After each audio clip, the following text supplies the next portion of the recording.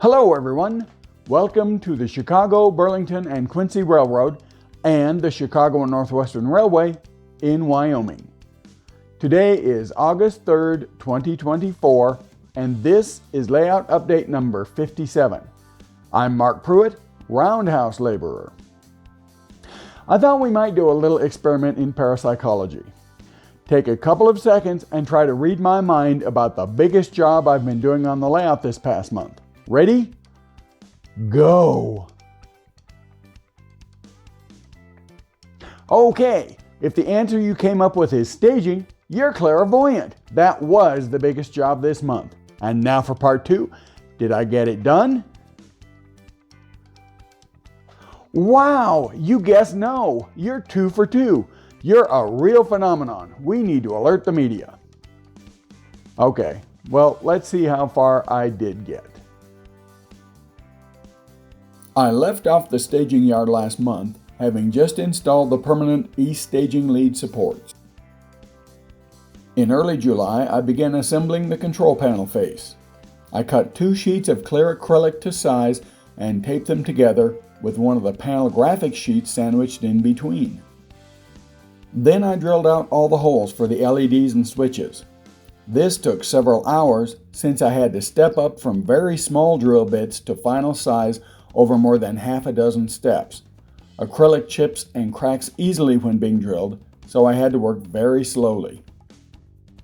At this point, everything came to a screeching halt. On the 8th and 9th of the month, I had a nuclear stress test for my heart. Not usually a real big deal. I get one every couple of years. On the 10th, I read the report in the online patient portal. It scared the socks off me. It had terms like chronic total occlusion and severe decrease in tracer uptake in it. I didn't know how serious this really was, but it sure sounded horrible. For the next few days, I was almost afraid to move. That report made it sound like I might have a massive coronary at any time. A lot more went on with this over the weekend, but this isn't a video about my health problems, so I'll leave most of it out. The final outcome was that on Tuesday the 16th, I got in to see a cardiologist. He reviewed the results of the stress test and an echocardiogram and told me the doctor who wrote the report had misread the whole thing. My heart was fine. Come back in 6 months for my regular checkup. Well, that was good news to be sure, but I'd almost had a heart attack from reading the original report.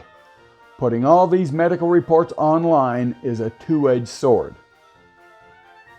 I wasn't done quite yet. If you'll recall, 3 years ago I had the left half of my thyroid removed. Since then, I've had periodic checkups on what's left of it. On July 17th and 18th, I had to be in Denver for a biopsy and to talk with a surgeon about possible removal of the remainder of the thyroid.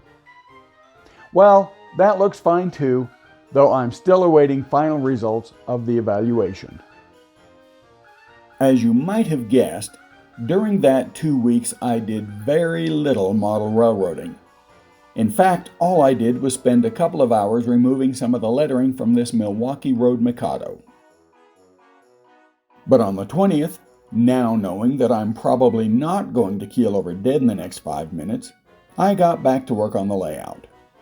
I recommenced building the new control panel by adding leads to the 2 color track occupancy indicator LEDs. Then I began installing and wiring up the switches.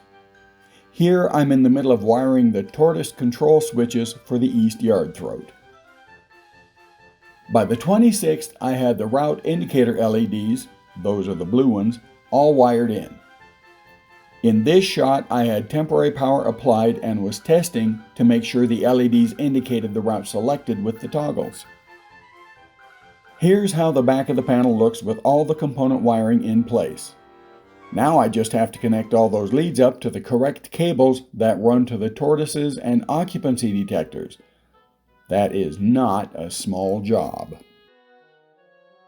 On the 28th, I got busy connecting the control cables for the east end of the staging yard to their attach points on the yard. On the 29th, I gathered all those separate cables together and fashioned the large lead to the panel using cable ties. On the 31st, I was finally able to begin tying the panel into the yard. First, I wired up and tested the control switches for the east throat tortoises. Then I started on the occupancy detector LEDs for that end. That was almost a disaster. I initially connected the common lead from the LEDs to the wrong side of the detector power supply. I hooked up 2 LEDs to the detector cable and turned on the power. The result was 2 blown LEDs. Here's where I am now. You can see that 4 of the 6 east end occupancy LEDs are functioning.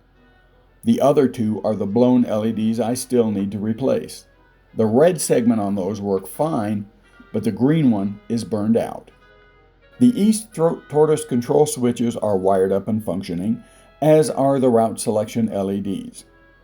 The rest of the tie-ins will be done over the next few days, then it's just a matter of cleaning up the cabling a bit more. Earlier, I mentioned removing lettering from one of the Milwaukee Mikados. I didn't get any photos of this process, since most of that was done while I was going through all that medical stuff and I was a bit distracted. The work goes slowly. It takes half an hour to 45 minutes to remove each group of letters. After removing the logos on the tender, I relettered it for Burlington, assigning it number 5513, one of the Mikados that actually ran on the Casper division back in my modeling era.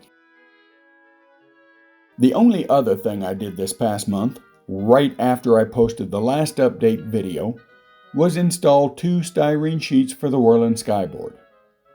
The next sheet, the last one I have on hand, will curve back around on itself and begin the basin skyboard. And that was it for July. Short video this month. I didn't get as much done on the layout as I'd hoped, but considering the 2 weeks off in the middle of the month, I did okay. Barring doing something stupid like burning out all the occupancy detectors, I should have the staging yard finished, finally, by about the middle of August. I'll also get that next section of Skyboard up for Worland and Basin, then finish relettering that first Milwaukee Mikado. Maybe I'll even get a start on the second. Beyond that, who knows? Remember the Cronkite segment right after this. Thanks for watching, everyone. Stay healthy, stay safe, and I'll see you next month. In last month's Cronkite segment, I mentioned just puttering around in the hobby for a few years, then going dormant.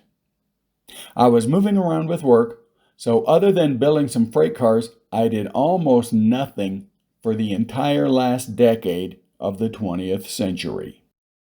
In 1997, I bought what I naively thought would be the house I would spend the rest of my life in, a nice little Queen Anne Victorian in Winona, New Jersey. About 3 years later, after doing significant work to the heating system and the basement in general, I began building version 1 of the CB&Q in Wyoming. By the end of 2000, I'd made a pretty decent start on the new layout. Progress continued into about the middle of 2001, then I got married, for real this time, and construction halted pending sale of the house. So much for spending the rest of my life there.